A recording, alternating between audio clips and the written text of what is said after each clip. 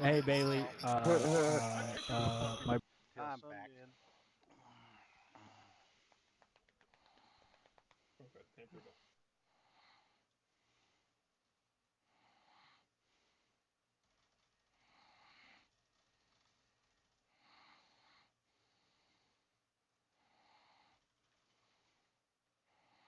Post.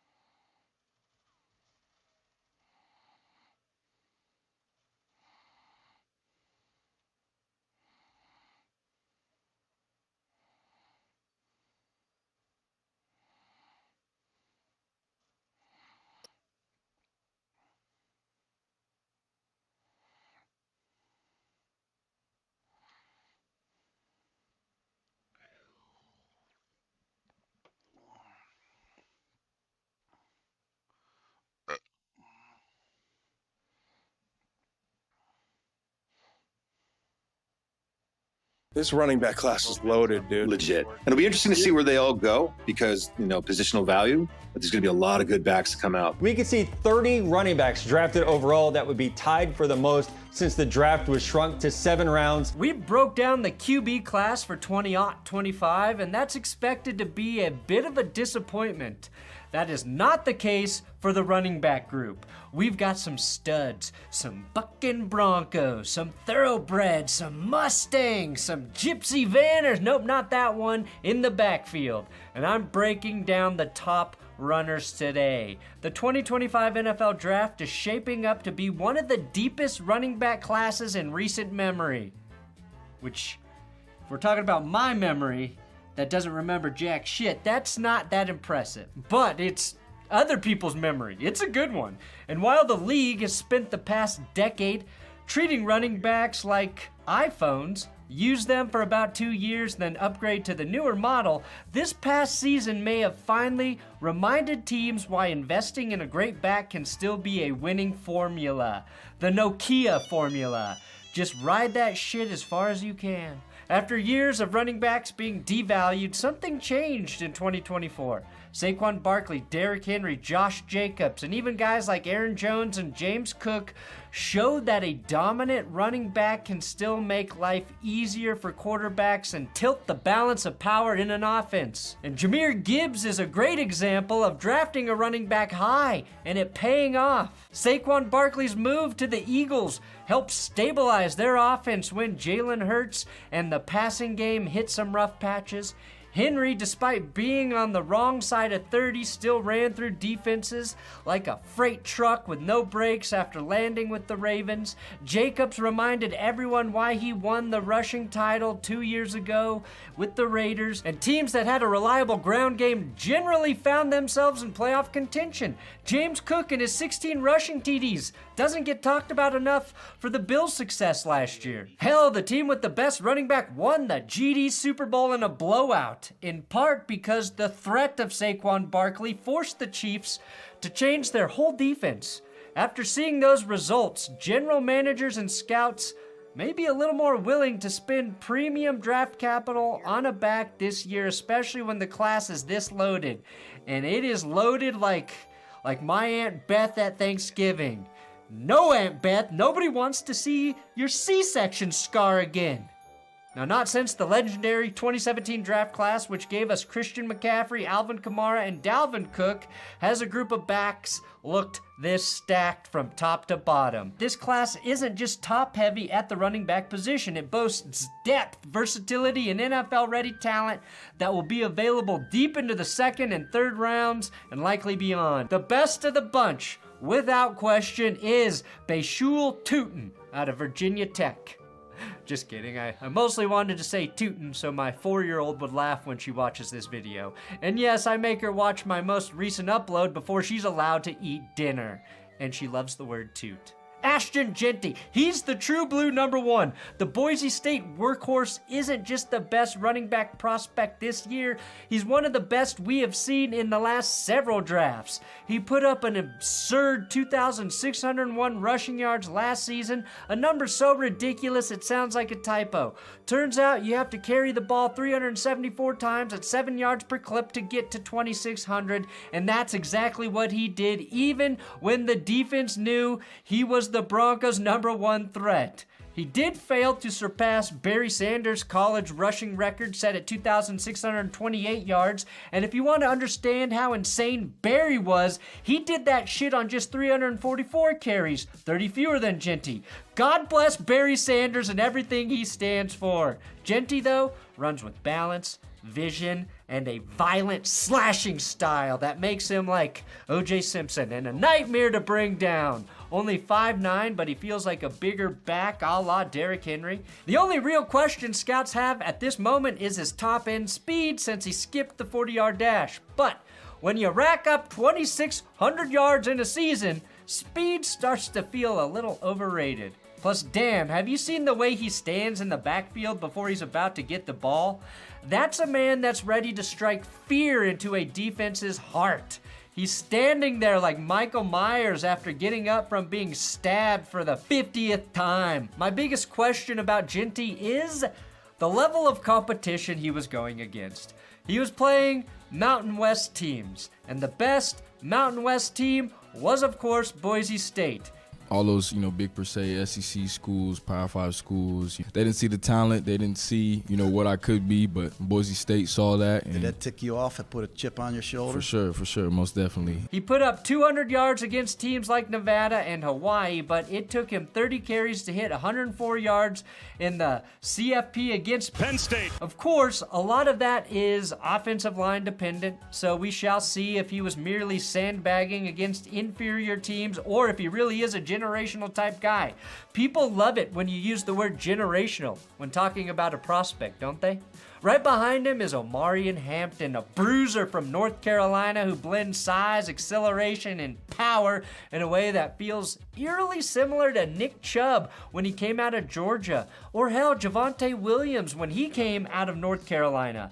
Hampton is built for zone running schemes where he can get downhill in a hurry and make defenders pay for trying to arm tackle him. His 4.46 second 40-yard dash and 130-inch broad jump proved he's got the athletic tools to match his punishing running style.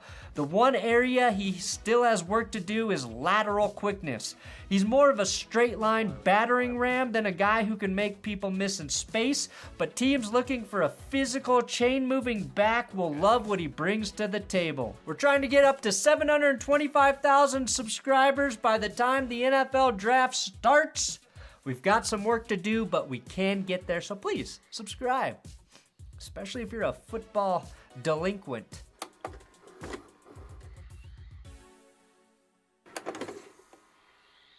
Quinshon Judkins, who transferred to Ohio State for his final season, is another back built for heavy workloads. He's got a no-nonsense running style that punishes defenders at the point of contact and keeps the chains moving. If you want to know what a nonsense running style looks like, watch Any Run by Isaiah Pacheco. They said I run like I bite people. Judkins is like a young Frank Gore, someone who won't necessarily wow you with breakaway speed, but will grind out yards with consistency and physicality. His 4.48 40-yard time was solid, and his ability to gain yards after contact makes him one of the safer bets in this class.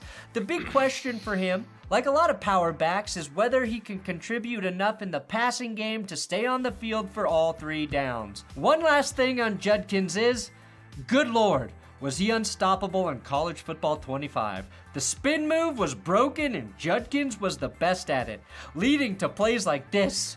I'm getting a little lightheaded just watching this shit, but if he could do this in a real life game, he might be ahead of Genty. Also, he is really good at pushing this thing up that looks like super heavy. I'd say he's strong. For teams looking for more explosiveness and versatility, Bashul Tootin from Virginia Tech offers exactly that. My toot, my big stinky toot. That's the song Carmi and I have been workshopping every day here in the house. He's one of the fastest backs in the class, running a 4.32 at the combine, and he's drawn comparisons to Alvin Kamara because of his ability to make defenders miss, catch passes out of the backfield, keep his legs churning through contact, and punch dudes at the Pro Bowl. Okay, maybe not that last one. That kind of versatility, though, makes him an asset in today's NFL, where teams increasingly want their backs to be receiving threats as well. The downside He's not a guy you want carrying the ball 20 times a game between the tackles. He'll need to land in an offense that knows how to use him correctly, or he could get buried in a rotation. Tootin came on really strong at the combine, so he might be a new name for a lot of people, but he averaged 6.3 yards per carry last year at VT, 23 receptions for only 81 yards though. One of the stranger stat lines I've seen for a single season. I'm willing to bet that was a bit of an anomaly. Speed remains a theme in this class, and Dylan Sampson from Tennessee is another burner who can turn small openings into big plays. Now, he's not built to be an every down back, but his acceleration makes him a threat whenever he touches the ball. He reminds scouts of a player like Tony Pollard, someone who might start his career as a change of pace back before growing into a bigger role.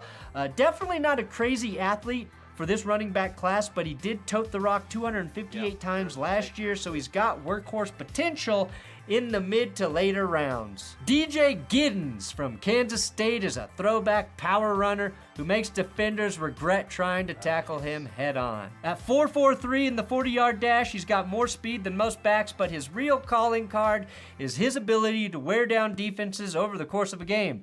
He fits the mold of backs like A.J. Dillon or James Conner, guys who aren't the flashiest but can kill the clock and end a game early when they get rolling. Staying in the state of Kansas, you also have KU back Devin Neal. I think Devin Neal is the safest bet at the position in the NFL draft. He's as solid a bet as KU advancing past the first round of March Madness. No matter what kind of work your team does, Asana can help manage it.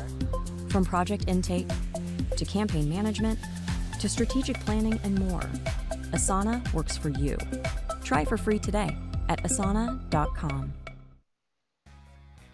Oh wait, eat rocks and chalk, you fuckers. Seriously though, Devin Neal had just 4 fumbles and 838 touches.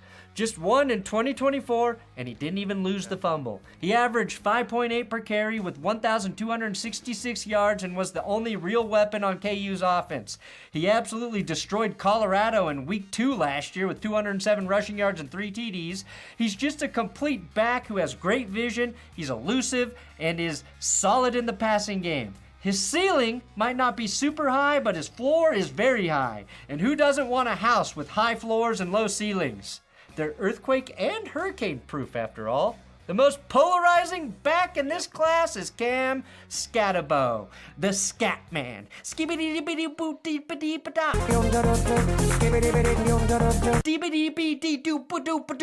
Oh God, I turned into Bill Cosby. I'm a scat man. I'm a scat man.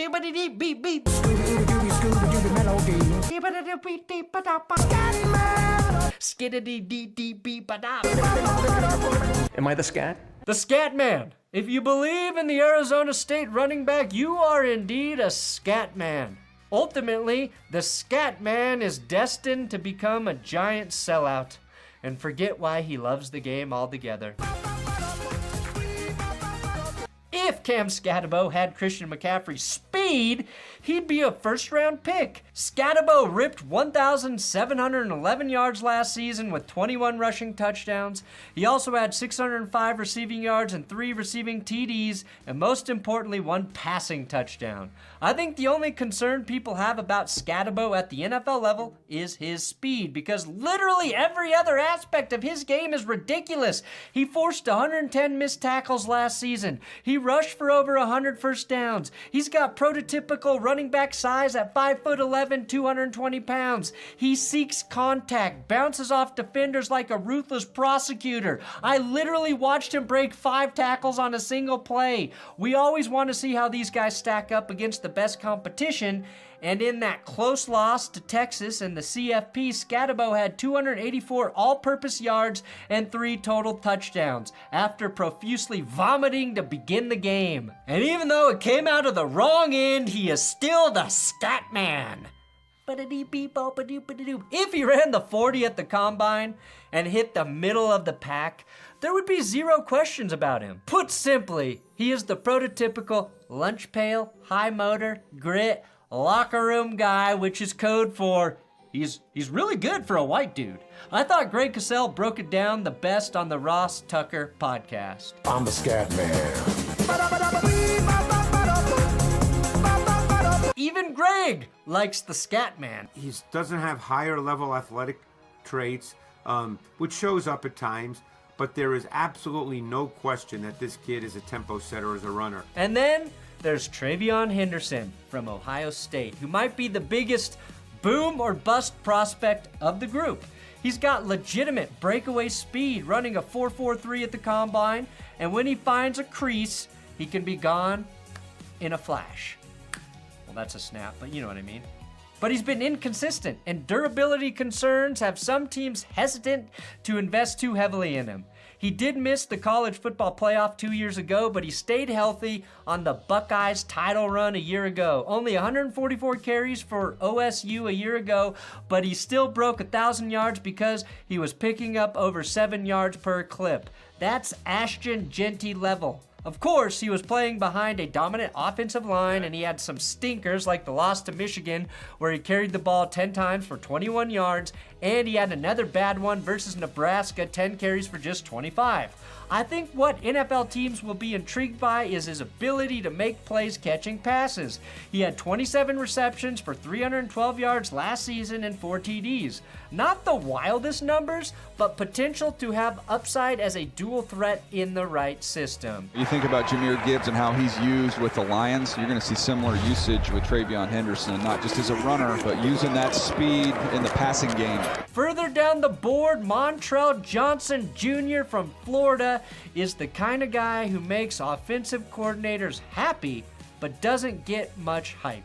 He's a physical, between-the-tackles runner who excels in short yardage situations. He's not the most agile guy, and he probably won't be much of a receiving threat, but teams looking for a reliable goal line option will have him high on their boards. And rounding out the top of my eval are RJ Harvey from UCF and Caleb Johnson from Iowa, two backs who bring their own unique skills to the table. Harvey is a versatile weapon who can contribute in the passing game, while Johnson is another powerful runner built for grinding out tough yards. Both are probably committee-style backs, and because Johnson is 6'1" and 224 pounds, he didn't score very well in athleticism at the combine. But that's all relative to some really insane athletes at the top of this bunch. Lance Zierlein at the NFL compared him to Tyler Algier, and I think that makes sense to notch his ceiling as a 1B kind of back, splitting carries with another dude. His balancing act is crazy. You watch this right now. Like, here he is exploding. Like, he just spins on contact, breaks right through it. It shows up over and over again. What makes this class special isn't just the talent at the top, it's the depth. In most years, guys like Harvey and Johnson would be considered top 5 prospects at their position. This year, they might not even go until the middle rounds. That's how stacked this group is. The 2017 draft was historic because of how many future stars emerged from the later rounds. Could this class be the next 2017? It's possible, and I think it all depends on what we see from Jeanty and Hampton, the two guys that are likely first rounders. If they both hit, the narrative of the past that the first round running back is a waste will officially die. Kill it! Fucking kill it! Running backs are fun and it feels good to draft them early. It feels like buying a Corvette. Maybe the league is having a bit of a midlife crisis. I don't know, but I like it. The NFL might be shifting back toward valuing running backs just a little more thanks to guys like Barkley and Henry and what they did last season. And with a class this deep, teams that wait too long to grab one of these players might end up regretting it. I hope it's you, Kansas City. Gotta bite people. If last year taught us anything, it's that great running backs can still win games. You hear that, nerds? The running backs are back, baby. Run the damn ball. Run it right down their fucking throats every single time. Thanks for watching That's Good Sports. Please subscribe here on YouTube. We'll never stop. Even if you don't subscribe, you fucking asshole. Am I the scat? Yesterday, I dropped the biggest needs for every NFC team heading into the offseason. Today, you get the glaring holes for every AFC team. Now, I will be referencing the salary cap, but keep in mind how much cap space certain teams have will start to change pretty quickly, specifically the teams who are over the cap and need to free up money. For example, the Dolphins already started releasing players like Raheem Mostert and Kendall Fuller. Speaking of the Dolphins, let's just start with the AFC South. Yeah, I know they're not in the AFC South, but that's what we in the biz call a psych. You got psyched out. Also, we all know the Dolphins should be in the South and the Colts should be in the East. But that's neither here nor there. Also, I like to start with the most boring division, so you have to watch this video longer. The AFC South, the Texans. Their biggest need? Wide receivers who can survive a full season. They could certainly use one of those given that Tank Dell is out next year and Stephon Diggs is a free agent. Cardi B is spotted out with NFL star Stephon Diggs again. But if I'm the Texans, I'm going all in on keeping CJ Stroud upright and fixing an offensive line that gave up 54 sacks a year ago. Won't happen again, man. Sorry about that. Address the line. Then, if you can, find a running mate for Nico Collins, and the Texans could be back to 2023 form in no time. It's a lot of meat on the bone, man. Collins was the only receiver for Houston with over 700 yards last year, and he missed time with injury, and I think someone like Chris Godwin would fit in rather nicely, especially in the injury rehab room. They only have $1.6 million cap space, so expect them to address their offensive line needs in the draft. Houston also desperately needs a running back who can make plays when Joe Mixon is not on the field. Someone to keep opposing defenses honest. I haven't seen anyone suggest this as a need, but I fucking think it's a massive one. Then we've got the Colts. I would say quarterback might be the pick here, but it doesn't seem at this point like the Colts are going to move on from Anthony Richardson before next season. Yeah. And it feels like the right move given the lack of options on the market. Even then, Chris Ballard came out recently and said Richardson hasn't proven he can play 17 games, which is 100% true, but also an admission that they'll likely add a quarterback in free agency, just like they did last offseason. And I think that guy could end up actually being Justin Fields. I also think they could use a good corner or two. This is a defense that gave up the 4th most net passing yards in the league. And while they do have a great nickel corner in Kenny Moore, they need another guy on the boundary. And if you ask Pat McAfee, their biggest need is everything. Everybody fucking sucks on their roster, except for Michael Pittman. He likes Pittman. But I think a big hole for the Colts is tight end. Mo Alley-Cox started the most games for Indy last year at the position. Cox, Granson, and Alec Ogletree combined for 2 touchdowns and 438 yards. It feels like Indy's last good tight end was Dallas Clark. The Colts should draft a corner at pick 14, maybe Will Johnson or Jahdae Barron. But knowing my luck, they snaked the 2nd best tight end in the class in Colston Loveland. The Jaguars' biggest need?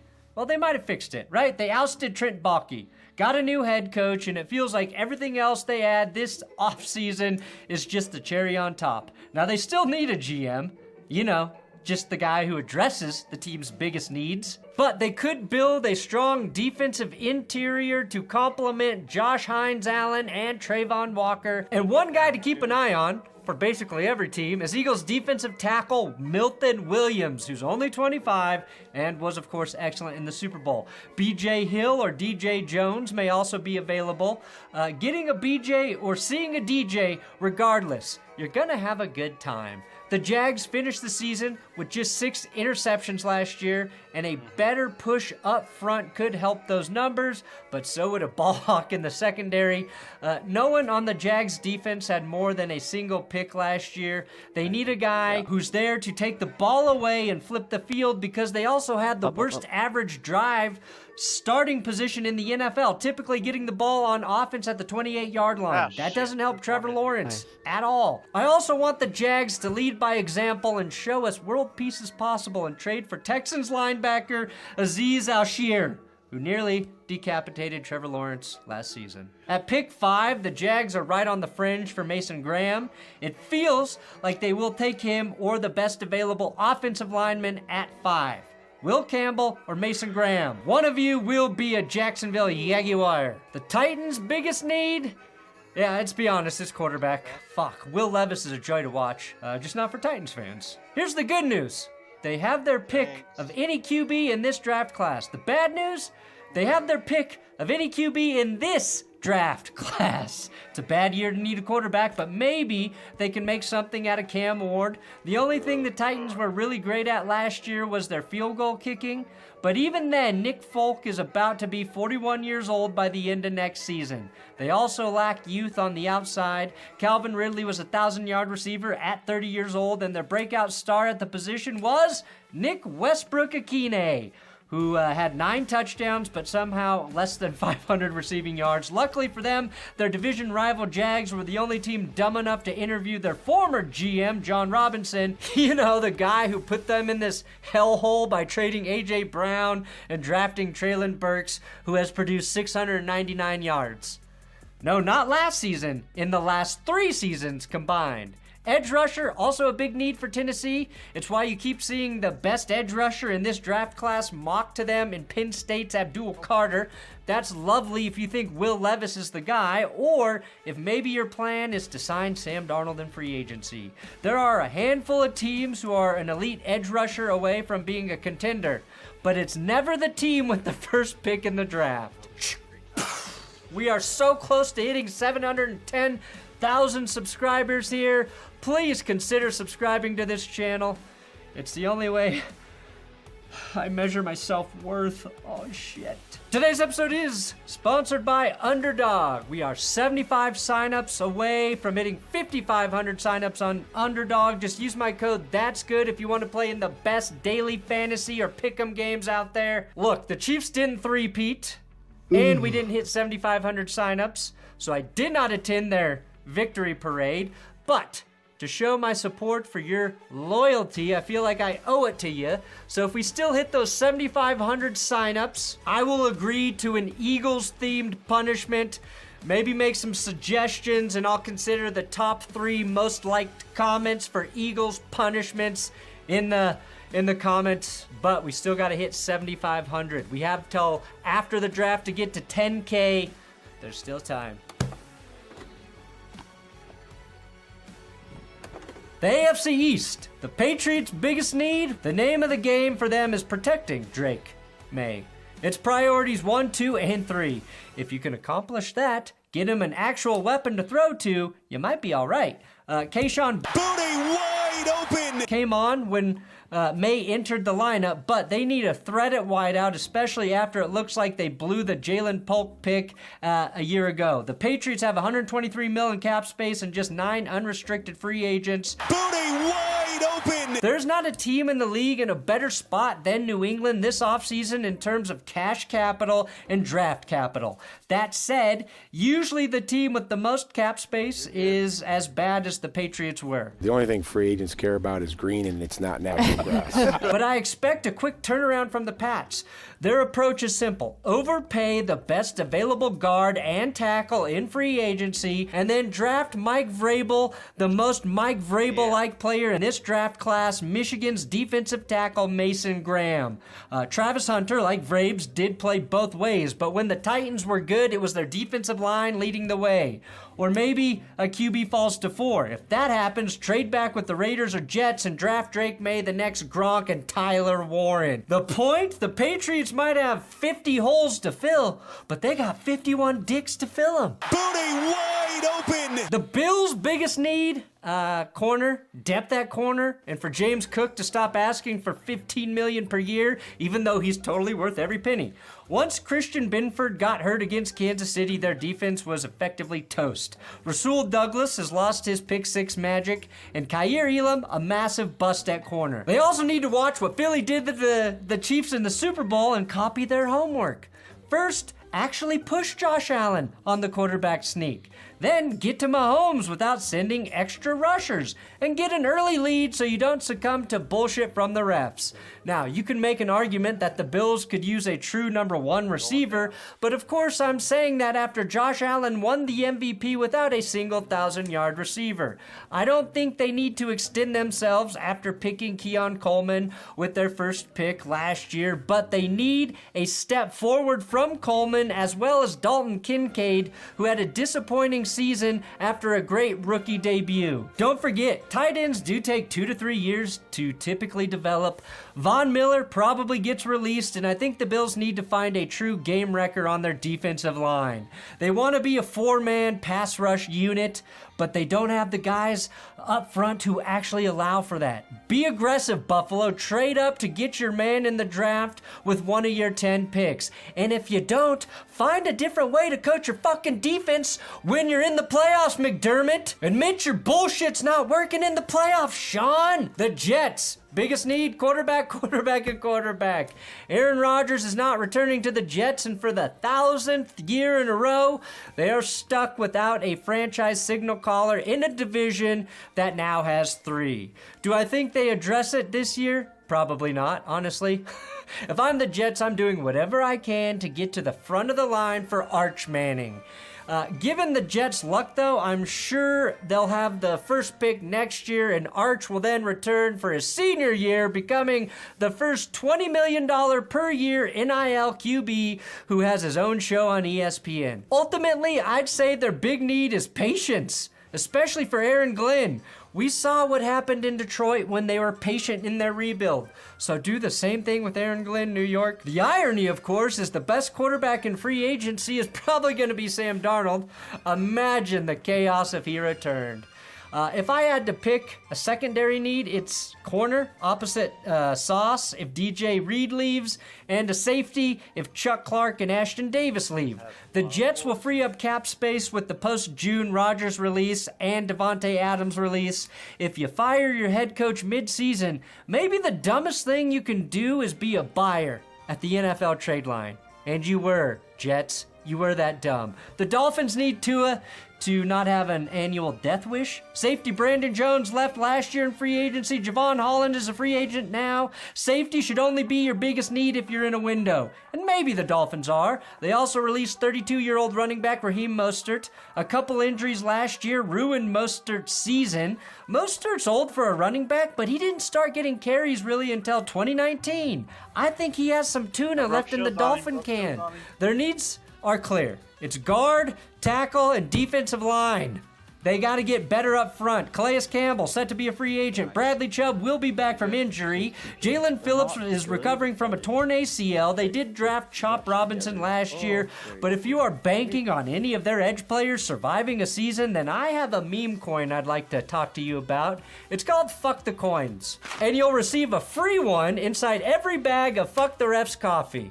The world's best-selling coffee devoted to fucking the refs. Benchwarmershop.com. It's always available. And after releasing Kendall Fuller and Durham Smythe, Miami is still $7 million over the cap, and they have almost nothing to show for it.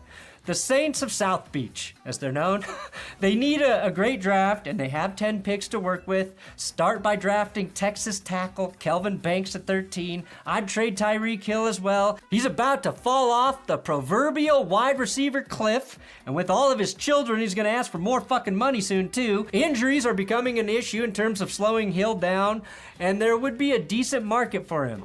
Kansas City nearly three-peated after trading Tyreek Hill, so maybe you guys could win a game in the cold if you move on from Tyreek. Then we got the AFC North. The Steelers' biggest need is to chill out. On Dave Damashek's podcast, Daniel Jeremiah said that the Steelers looked tired and slow to close out the 2024 season because they were too aggressive in training camp. So tell Mike Tomlin to ease up. It's a 17-game season, and they're probably a playoff team given their history, so stop running practices like it's 20-8. Also, they need a quarterback. They did call the Jags, allegedly, to see if Trevor Lawrence was available for trade. I have a no trade clause in my contract, so I would know about it if I was getting traded or if that was something that was gonna happen. I'd sign Justin Fields to a 2-year deal if possible, Pittsburgh, or finally commit to just sucking. I imagine Najee Harris leaves in free agency due to the success of Saquon Barkley, King Henry, and Josh Jacobs. I think the running back market is trending up, and I don't know if the Steelers want to spend that kind of money at that position when they have Jaylen Warren on the roster and can add a back via the draft. I'd also recommend drafting a receiver without character concerns. Maybe you trade George Pickens, but until the Steelers fix their QB situation, They are in the least sympathetic state of purgatory in sports history. The Pittsburgh Steelers exited the playoffs, winning records and first-round playoff exits. They won't sign Aaron Rodgers. Aaron Rodgers may still be a better passer than, say, Justin Fields, but I think a dual-threat quarterback is easier to win with right now in the NFL, only because that's exactly what the comp is for the Steelers and their early season success with Fields. Aaron Rodgers had better weapons in New York and still got wrecked. Your biggest need, Pittsburgh, is to suppress the urge to bring in Aaron Rodgers. The Bengals, their biggest need for their owner and GM to understand the salary cap better than Joe Burrow, who admits he doesn't understand it at all. You could convert some of the money to a signing bonus. Just some defense, any sort of impact player would be good, for the love of God. Trey Hendrickson wants to be paid, and linebacker Jermaine Pratt now wants to be traded.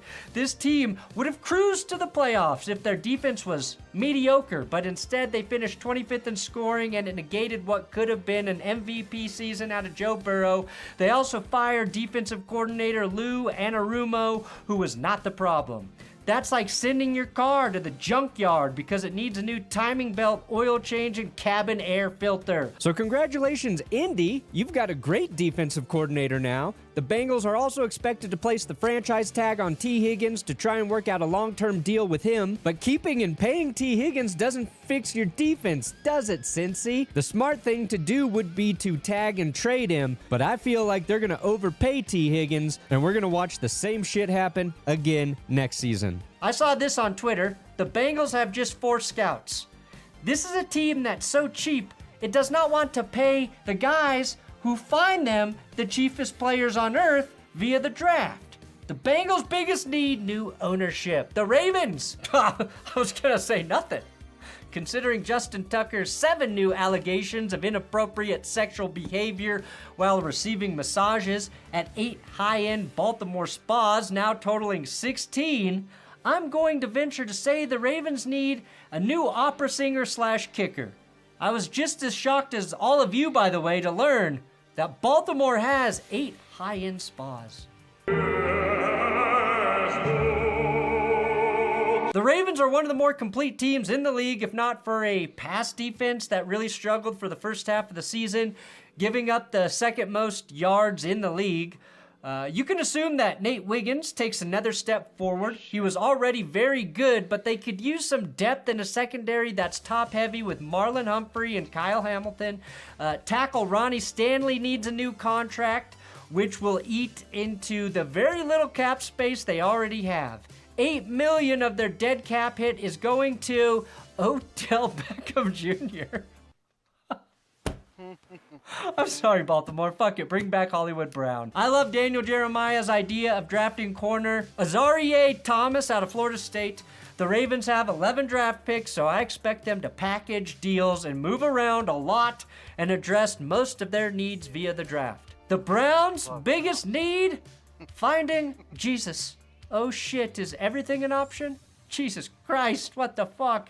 Here's what they need. They need to start praying. They also need to take their medicine, get off the Deshaun Watson contract as soon as it's viable, and begin what might be a very long rebuild. The Browns are way too foobar for me to single out one need, but I will say it's 100% quarterback. Brown. Okay. I like how they're getting ready. I like how they move around, bro. Also edge when they trade Myles Garrett finally, also running back and tackle, knowing injuries turned that offensive line into a spaghetti strainer last season. Sorry, Browns fans, I am praying for you, but no, I pray down, not up. So I don't know if you want my help. Finally, we've got the AFC West, my division. The Chiefs' biggest need? After watching the Super Bowl, the Chiefs' biggest need is pretty clear. They need to ban this woman from all of their games. Let me tell you, if I weren't married. Their guard, Trey Smith, is a free agent. He's the good one. Mike Caliendo is the not-so-good one. Too like spaghetti, too. Why Hannah Montana, man? Where's your brother? Over here. Tell you what, man. They kicked Joe Tooney out to tackle because Wanya Morris was letting people by at the same rate that the Chiefs allow their players to commit crimes. Their biggest need, probably tackle, and I expect them to aggressively pursue one in free agency. it feels like the Chiefs will ultimately overpay on a slightly above average tackle. The good news, Kansas City only has $5 million in cap space and a ton of players about to walk. That's good news for everybody else in the league, because we're all still rooting against you, Kansas City. You know that, right? Their real biggest need is figuring out how they're gonna plug all of the holes that are about to open up. Some of their notable free agents, DeAndre Hopkins, Hollywood Brown, Juju Smith-Schuster, they all play the same position, Justin Reed, Charles Omenihu, Nick about to be Bolton. They might target a receiver in the draft, but between Xavier Worthy and Rashee Rice, I don't actually think that's a top priority. Travis Kelce might even retire, but I think Noah Gray is ready for a bigger role. That leaves edge and offensive line as their top needs. GM Brett Veach has worked his magic before, and it feels like Kansas City pushed their chips all in for the three-peat. This offseason may be more of a reset year as they build for the next 5 years after.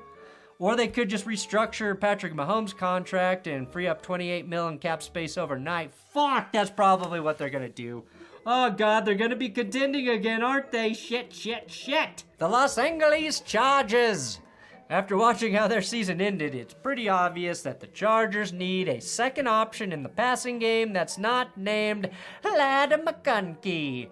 The rookie out of Georgia was excellent and should only get better.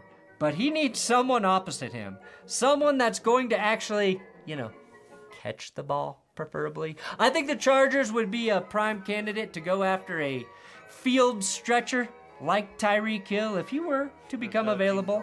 It also looks like edge rusher Khalil Mack has played his last down as a Charger, so they'd also be wise to invest in a replacement at edge. God knows Joey Bosa isn't playing 16 games. Yes, I know it's a 17-game season, but he can't even get to 16. I said it last year, and I'll say it again. Khalil Mack is more productive than Bosa. If this team was smart, they'd trade Joey Bosa and re-sign Mack. Mack is older, but he generated the most quarterback pressures on the team, and he missed just one game in the last 3 seasons. Bosa played in 5 games, 4 games, and just 14 last year. Now, they do have the 5th most cap space, but a staggering 27 free agents. Most are expendable, but they have a decision to make on running back J.K. Dobbins. When he wasn't on the field, they weren't as good either. I think they need to sign 2 free agent wide receivers. Bring back Keenan Allen and then pursue a guy like Chris Godwin. Try to trade for T. Higgins if you can. I don't think the Bengals are dealing. Then we've got the Raiders. The Raiders might need a life alert after hiring 90-year-old Pete Carroll. Obviously, his quarterback. Good thing they have the number 1 overall pick. Oh, fuck. They messed that up too, didn't they? Great job, Vegas. You have entered the Kirk Cousins sweepstakes. The Raiders won't get a quarterback they like sitting at pick 6 in the draft. If Tennessee is, say, willing to deal their number 1 pick, do whatever it is to get into that spot, Raiders. And that includes trading Max Crosby. By the time you actually get to a possible Super Bowl window, Max Crosby is going to be as old as Pete Carroll. The smartest thing they could do is trade Crosby right now while his value is as high as it will ever be. I still think Sam Darnold lands with Vegas, but what do I know? Nothing. Actually, Pete Carroll is probably the perfect head coach for Aaron Rodgers. He can manage an ego, and he's also super into conspiracies. And the Denver Broncos. You know whether the quarterback is underneath, you're going to have a different feeling than when he's in shotgun. After watching the way the Eagles manhandled the Chiefs in that big bowl game, I am convinced the Broncos just need to keep adding depth on defensive line, a position they currently are already very strong. But you can never have enough reinforcements in the trenches. Hell, if they sign Milton Williams in free agency to stack next to JFM and Zach Allen, I'll jazz in my pants. The real priority, though, is giving Bo Nix a better supporting cast. He needs a dynamic tight end, and that could come at pick 20 if the Broncos find themselves in range for either Colston Loveland or, by the grace of God, Tyler Warren. Also, Taysom Hill, set to probably be released. Yeah, Sean Payton will be interested in bringing the Stormin' Mormon back, but I covered the Broncos' needs in a full episode here, so check that out if you want to get a little deeper into the weeds on the Broncos' needs. Thanks for watching That's Good Sports. Also, if you didn't watch the NFC version, that is up here on YouTube, probably on the screen right now if you just want to click that. And don't forget to subscribe. Please, God, subscribe, or I will have no purpose. Why do online providers of GLP-1 medications like semaglutide make things so confusing? One price for membership, another for medication. Hey, you need labs? Yep, that'll be extra. At Fridays, we decided to change the game by keeping things simple. One price, every month, all doses, and everything is included. Fridays is certified by LegitScript, so you know the medications are produced safely by accredited pharmacies. Take a look at our Trustpilot with over 1,000 5-star reviews. Visit joinfridays.com to get started today. There, yellow ping. Over. Watch the roof here. Roof knock, roof knock, roof knock. Nice. No one here. On yellow there. I'm gonna see if I can get that Semtex up. Your ammo box going down if you need. I hear footsteps in with us. I think right above us. Oh, I'm stuck. He literally stuck me. Oh. Oh, dude, I got died. It didn't kill me. I died in 6 kills or 6 bullets. Oh, second floor of broadcast. You guys are last. One's on roof still. One's still on roof. Right here. There's 3 of them.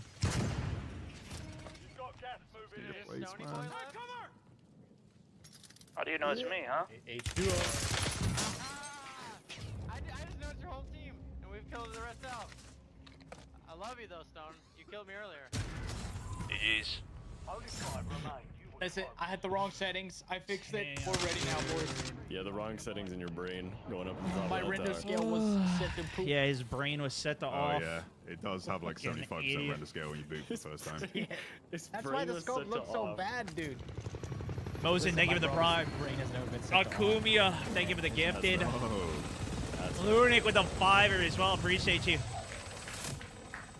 I should have smoked you. All right, pulse out. I want to try this. I'm gonna change my optic for my base gun as well. I think earlier on this is gonna be good. Yeah, I'd say so. The Car9 is decent because it's super fast, but it doesn't have the one tap. You can't one tap at that. It doesn't it one tap like up close? It has a sweet spot. Up to 50 meters. However far you can get the damage range out. I think actually it can go up to like 70 meters maybe. Okay, I don't think I have the Car9. I don't see it anywhere. It's an MW3 gun. Oh, but it's not a sniper. It's a marksman. Yes, you're so smart. I feel it. And it's locked. My brain is set to on. That's good. Keep that default on. All right, guys, we're gonna try. I'm gonna try taking the extended mag off, and we're gonna put an optic on. We're gonna run this one. We'll try it again. Let me see if I can customize the reticle though. You guys were talking about. Yeah. The max health. Does seem a little short. Reticle. Wait, what? That's not even what it looks like. Oh yeah. One guarantee. Shared. Crate would be great. With the crate. These are all ass. Is there any good one from the store that's worth getting, guys?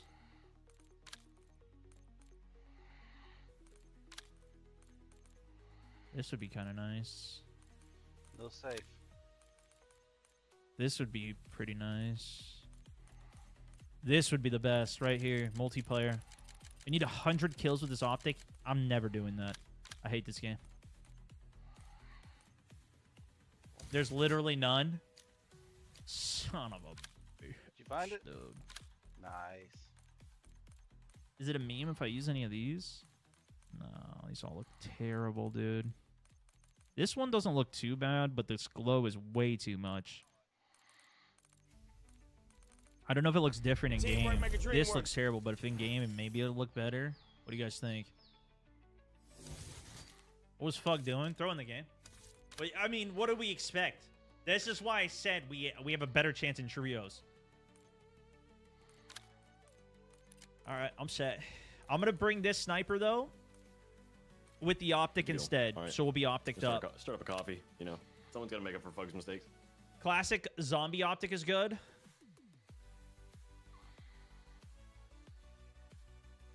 Does the AMR one shot? I don't believe so.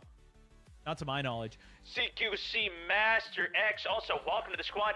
144 subs on the day, ladies and gentlemen. We just crossed 1,500 likes on the day on YouTube. That means I owe you guys 3 spins, but the spins aren't even working. Listen, I'll give you guys the spins. Right now, I owe you guys 25 gifteds already. We'll do some spins, but we'll start with Twitches. Not on Mega Wheel today. Let me swap this back as well. Open. Uh-oh. Did I just screw it up? File, open. 1 to 50. Why are the colors chalked? The colors switched on me.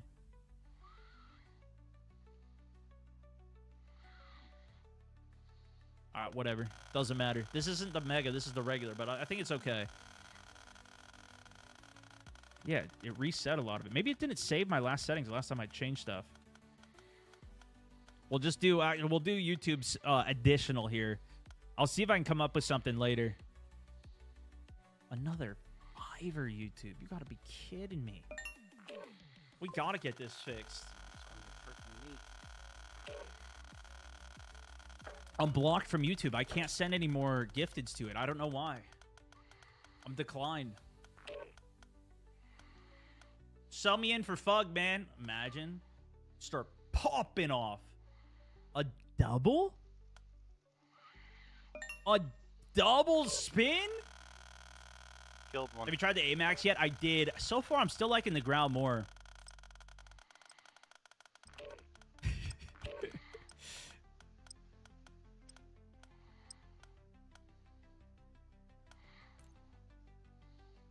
I don't know why. Yeah, I don't know why it gets declined for it. Even I tried a different payment method. That didn't work either. Okay. Okay, one more gifted. You guys get one more spin here. Farming right now.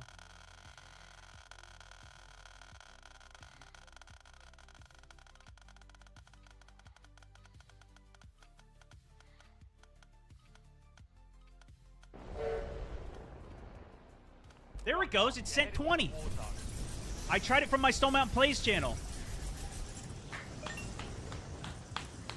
Okay, guys, they're going out. That worked. That worked for whatever reason.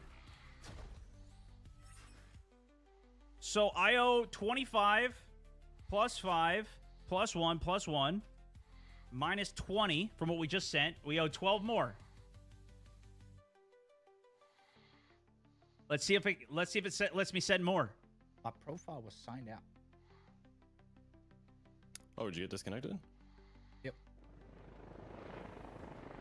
I think you said something. Is it? It's not.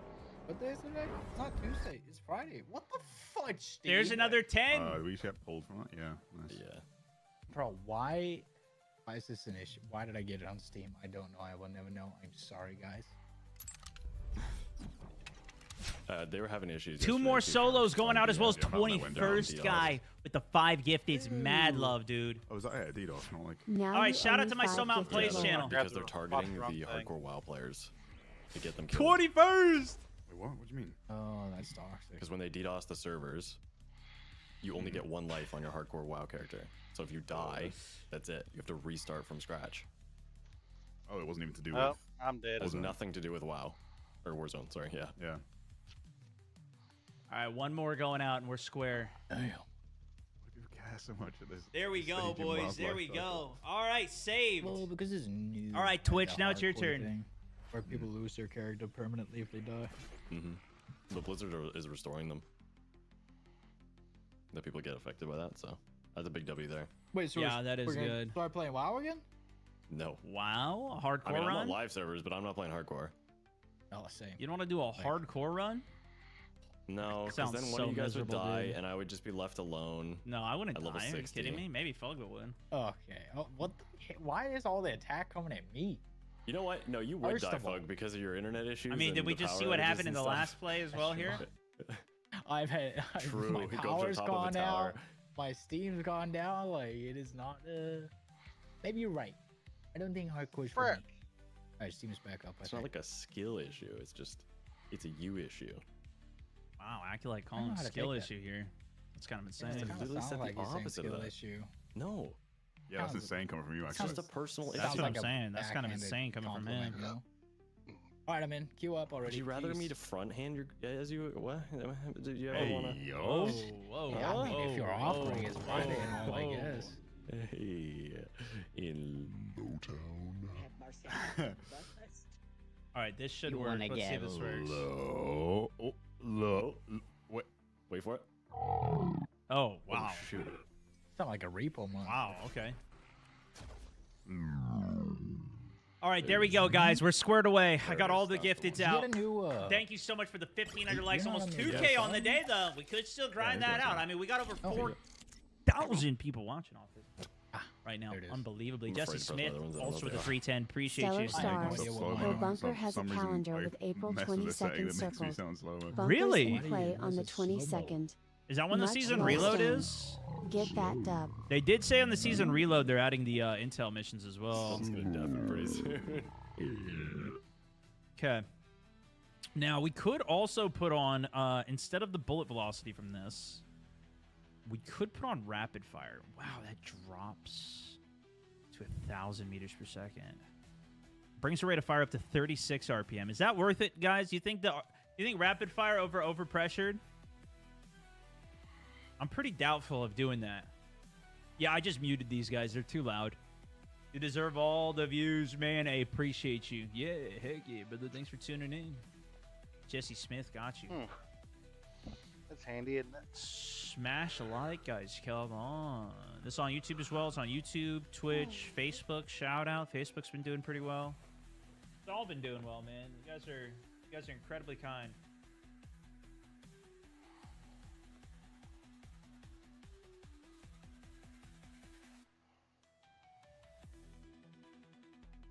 FMJ all the way. All right, we win here. Chat, I'm gonna gift it for a dub in everyone's chat. First game. No, I'm not doing challenges anymore. We were bet $200 yesterday, and the guy didn't pay. Hear out. that chat? Oh wait, I'm not live. It's okay. You can talk to ours. Yo, what up? Actually, do that. I'm You eating. talk to my chat. What up? Yo, it's me, Stillman64. Oh my god, I get 6% extra ADS speed off this barrel. I'm about to bust! Sounds pretty accurate. Not gonna What the lie. hell? Why would you say that, Stone? It's kind of Nah, stepping Twitch up doesn't for have you. 1440. What the hell, dude? I get 0.1 accuracy from this barrel. I'm about to bust, dude! What the hell?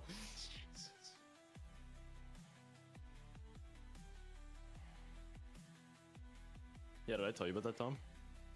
We got challenged for 200 1 to bucks 10. to get a 48 kill win. How good was Tom's yesterday. impression? A 48 kill win. Yeah, guy didn't pay out. Specifically. Specifically. Well, how did the Wow. end game go? You saved a couple kills? No, just 48 or higher, I guess, but. And we got like 68. Damn. Mm-hmm. These numbers are too high, guys.